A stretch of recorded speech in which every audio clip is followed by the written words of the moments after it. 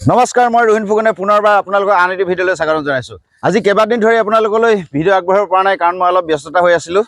গতিকে পুৰণা কেইবাটাও ভিডিঅ' আপোনালোকলৈ আগবঢ়াবলৈ থাকি গৈছে। তাৰ এটি ভিডিঅ' আজি আগবঢ়াইছোঁ। যোৱা 26 তাৰিখে আমি ক'লৈ গৈছিলোঁ, কি কৰিছিলোঁ, তাৰ এটি ভিডিঅ' কৰিছিলোঁ। সেই ভিডিঅ'টি আপোনালোকে আগবঢ়াব পৰা নাছিলোঁ। গতিকে আজি সেই ভিডিঅ'টি আপোনালোকক আগবঢ়াই দিম। আপোনালোকে যদি মোৰ চেনেলটো নতুনকৈ চাই আছে তেন্তে ছাবস্ক্ৰাইব কৰিব, লাইক কৰিব, কমেণ্ট কৰিব আৰু শ্বেয়াৰ কৰিবলৈ নাপাহৰিব। আহক তেতিয়াহ'লে আমি ভিডিঅ'টোৰ মাজলৈ আগবাঢ়ি যাওঁ। আৰু কিছু দূৰ যোৱাৰ পিছত আমাৰ গন্তব্যস্থান গৈ পাম। আমি লগত কোন কোন আছোঁ দেখাই দিছোঁ। এয়া কৃষ্ণ, এয়া কনচেং, এয়া জোনমণি গগৈ ব্লগাৰ, আৰু লগতে আছে এয়া আমাৰ ভিনদেউ, আৰু লগতে আমাৰ এয়া টুকটুকি। মামা ভিডিঅ'টো চাবা দেই, কৈ দিয়া আকৌ সকলোৱে চাব দেই ভিডিঅ'। এয়া কাকপথাৰ তিনিআলি, এইফাললৈ নামচাই গুচি যায়। আমি এতিয়া পোনে পোনে এইফালে এই ৰাস্তাৰেদি গন্তব্যস্থানলৈ গৈছোঁ। আপোনালোকে আমাৰ ভিডিঅ'ৰ লগত জড়িত হৈ থাকক। আমি ক'ত গৈছোঁ, কি কৰিমগৈ, সকলোবিলাক দেখা পাব। কাকপথাৰ থানা তিনিআলিৰ পৰা এইটো ৰাস্তা আহি এতিয়া এইখন গেট দেখা পাইছে। তোৰণ, এই তোৰণৰ তলেদি আমি উক্ত স্থানলৈ যাম। থানা তিনিআলিৰ পৰা 1.5 কিলোমিটাৰ আহিয়েই এইটো জেগা পাব। আৰু ইয়াৰ পৰা আমি এতিয়া গৈ আছে হাজাৰ হাজাৰ মানুহ উঠিছে ইয়ালৈ, বহুত তালৈ গৈ আছে। এতিয়া উক্ত জেগাৰ পোৱাৰ পিছত তাতনো কিয় আমি গৈ আছোঁ সেয়া সম্পূৰ্ণ মই দেখাম। আপোনালোকে মোৰ লগত জড়িত হৈ থাকক।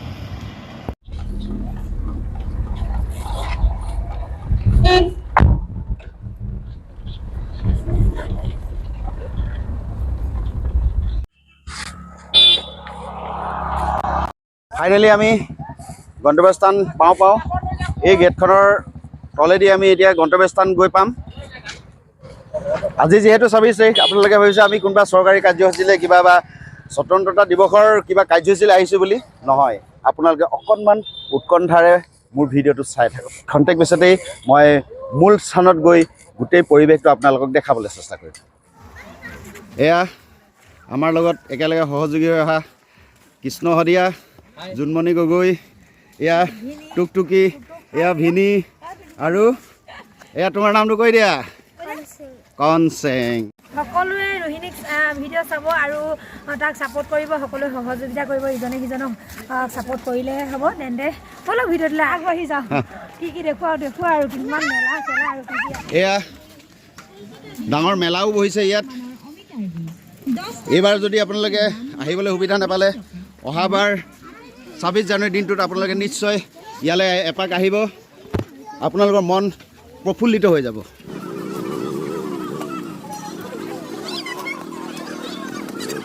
উৎকণ্ঠাৰ অন্ত পেলাই আপোনালোকক দেখাব বিচাৰিছোঁ এটা ঐতিহ্যপূৰ্ণ মন্দিৰ। ইয়াত আপোনালোকে দেখা পাইছে, এয়া মন্দিৰ। ইয়াত 5 তলা এটা মন্দিৰ।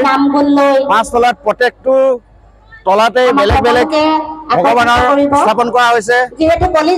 ভগৱান স্থাপন কৰা হৈছে মই পিছত দেখাম। ইয়াত নাম কীৰ্তন চলি আছে। ইয়াত বিভিন্ন ভক্তগণ আহিছে।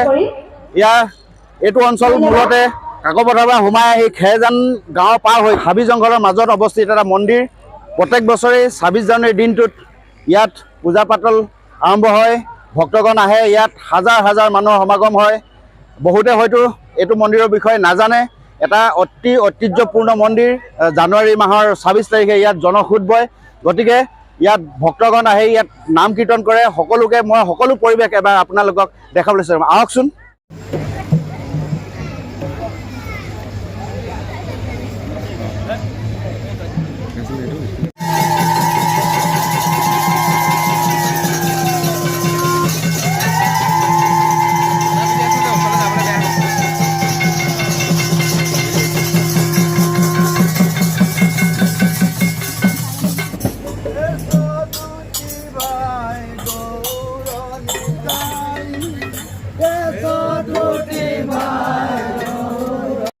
ভাৰতৰ বিভিন্ন ঠাইৰ পৰা কামাখ্যা মন্দিৰলৈ যেনেকৈ সাধু সন্তবিলাক আহে, এই স্থানলৈ আহে।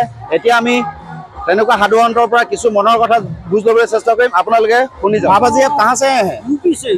यूपी से गोरखपुर से आए हैं।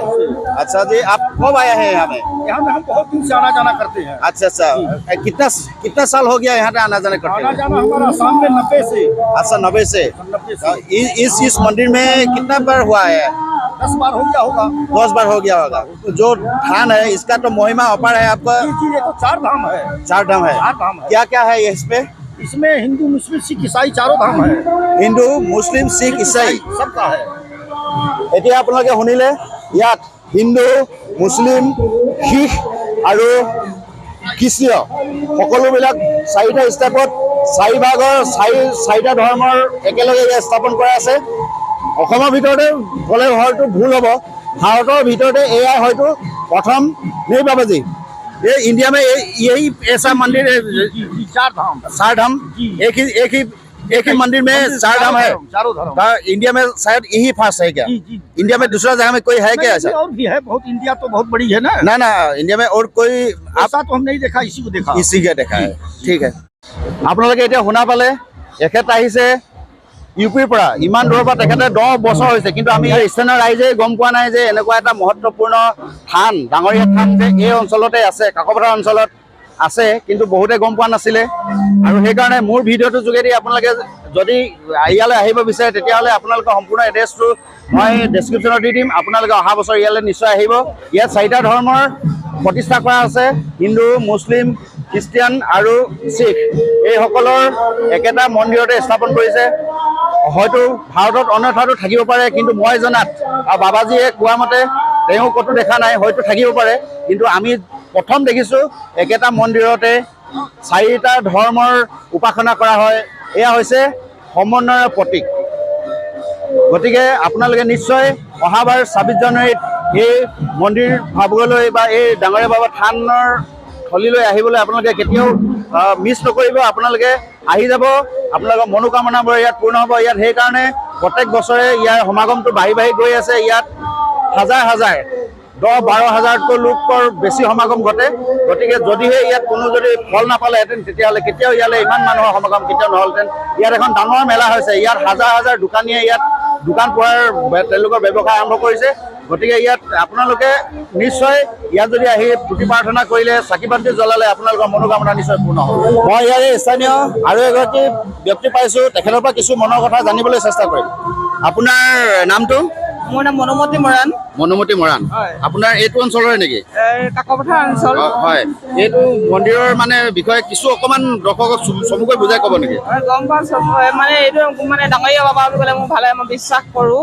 যিহেতু এইটো প্ৰত্যেক বছৰে মই ইয়াত আহোঁ, মনৰ ভিতৰৰ পৰা মই মানো, ভাল লাগে, মনটো হালকা লাগে আৰু নিজকে বহুতখিনি মানে এটা সাহস এটা পাওঁ। মানে প্ৰতি বছৰে আহোঁ, ভাল লাগে। কি বুলি কয় এইটো প্ৰকৃততে? মই জনামতে ৰঙাই গাভৰু 13 নম্বৰ বুলিয়ে জানো মই। এয়া তেখেতৰ পৰা মনৰ কথা কিছু জানিলোঁ আৰু তেনেকৈ আপোনালোকক কিছু বতৰ দি যাম। আপোনালোকে ভিডিঅ'টো চাই যাওক। আন এগৰাকী একেবাৰে শংকৰ বাবাৰ ভক্ত যেন অনুভৱ হৈছে, সেই বাবাগৰাকীৰ লগত মনৰ কথা অলপ বুজ ল'বলৈ চেষ্টা কৰিম। আহকচোন। आशीर्वाद है बाबा। जय। बाबा जी आप कहाँ से आए हैं? हम तो बाबा यूपी उत्तर प्रदेश यूपी से आए हैं। वृंदावन मथुरा से आया है। वृंदावन मथुरा से। अच्छा, आप असम में इस जगह पे कितना बार हो चुका है आया हुआ है? इस जगह पे तो ये जब मंदिर नहीं बना था जब से आता है। अच्छा, मंदिर यही मंदिर था छोटा सा। अच्छा, ये मंदिर अब जब आया है, जब बना है हम बाबा। अच्छा, बहुत दिन से आया। अच्छा, इसका तो 4 धाम है। 4 धाम। अच्छा, ऐसा मंदिर कहीं पे आप देखा है जहाँ ईसाई सिख मुस्लिम सबका, हिंदू सबका एक ही जगह पे स्थापना की जा रही है? ये कहता है हिंदू मुस्लिम सिख ईसाई आपस में सब भाई भाई। हाँ अपना अपना धर्म, अपना अपना कर्म अलग अलग है। हाँ लेकिन जैसा कोई कर रहा है, जैसा भर रहा है, हाँ।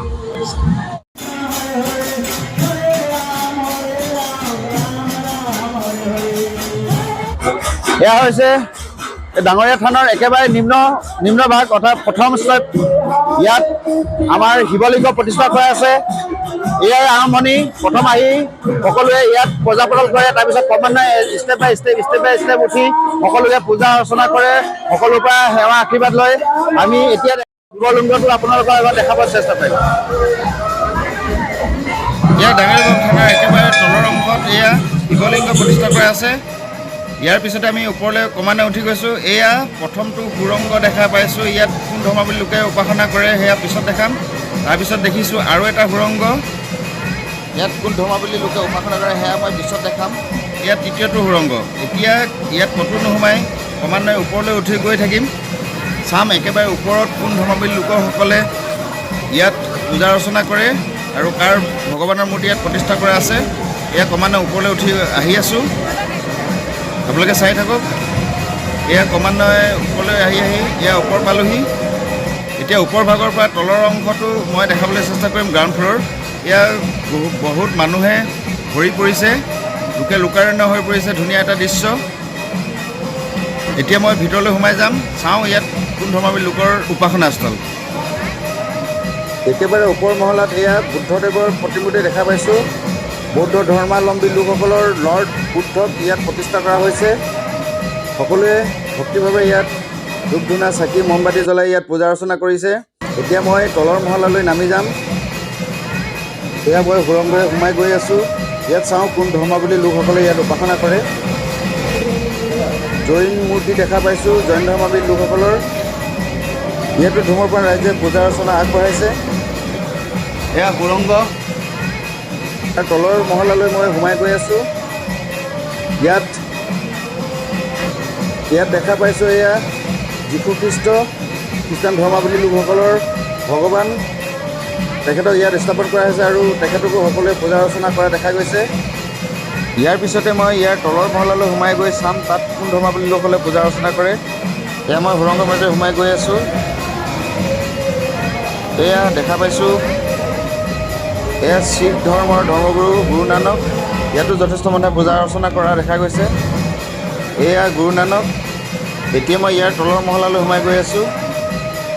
গৈ এয়া দেখা পালোঁ এয়া মুছলমানসকলৰ উপাসনা স্থান। ইয়াত কিন্তু বহুতো হিন্দু লোকেও ইয়াত পূজা অৰ্চনা কৰে। আৰু এয়া দেখিছে এয়া দুগৰাকী হিন্দু পুৰুষ আৰু মহিলা, এওঁলোকেও ইয়াত পূজা অৰ্চনা আগবঢ়াইছে। গতিকে কাকপথাৰৰ এই ডাঙৰীয়াবাগ থানটো সৰ্বধৰ্মীয় প্ৰাৰ্থনা সভা বুলি ক'ব লাগিব আৰু ই সৰ্বধৰ্মীয় এক সমন্বয়ৰ প্ৰতীক।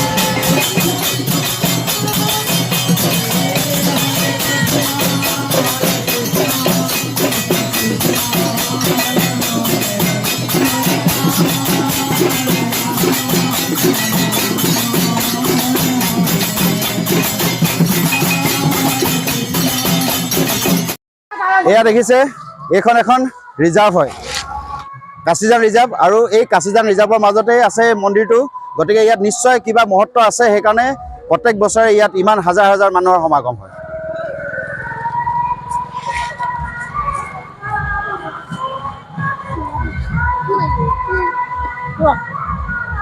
আমি এতিয়া মূল স্থানৰ পৰা 1 কিলোমিটাৰমান ভিতৰলৈ জংঘলৰ মাজে মাজে গৈ আছোঁ। কিয় গৈ আছোঁ আপোনালোকক দেখাই আছোঁ, আপোনালোকে চাই থাকক।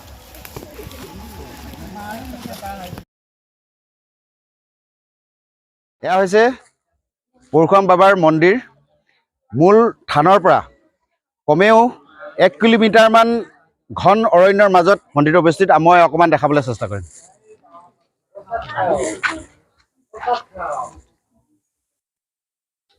পৰশুৰামৰ প্ৰতিমূৰ্তি ইয়াত স্থাপন কৰা আছে জংঘলৰ বহুত ভিতৰত। ইয়াতকৈ আৰু ভিতৰত পৰশুৰাম কুণ্ড ইয়াতো এটা আছে। আপোনালোকে কেতিয়াবা আহিলে ইয়াত পৰশুৰাম কুণ্ড আপুনি দৰ্শন কৰিব পাৰিব। আমি অৱশ্যে নাযাওঁ, ইয়াৰ পৰা যথেষ্টখিনি খোজকাঢ়িব লাগে, আমাৰ সময়ৰ অভাৱ। গতিকে আমি সেইখিনিলৈ নাযাওঁ। পৰৱৰ্তী যেতিয়া ভিডিঅ' ইয়ালৈ কৰিবলৈ আহিম আপোনালোকক পৰশুৰাম কুণ্ডটো নিশ্চয় দেখুৱাম। আমি ডাঙৰীয়া থানৰ পৰিৱেশটো আপোনালোকক দেখালোঁ, তাৰ 4 ধাম আমি দেখালোঁ, পৰশুৰামৰ মন্দিৰ আপোনাক দেখালোঁ, কুণ্ডটো নেদেখালোঁ। তথাপিও সময় পৰিৱেশ এটা আপোনালোকক দেখাবলৈ চেষ্টা কৰিলোঁ। আপোনালোকে চাই কেনে পালে কমেণ্টত জনাব। আৰু এতিয়া সময় বাঢ়ি অহাৰ লগে লগে জনতাৰ সুৰটো বাঢ়ি আহিছে। পৰিৱেশটো আপোনাক দেখাবলৈ চেষ্টা কৰিছোঁ।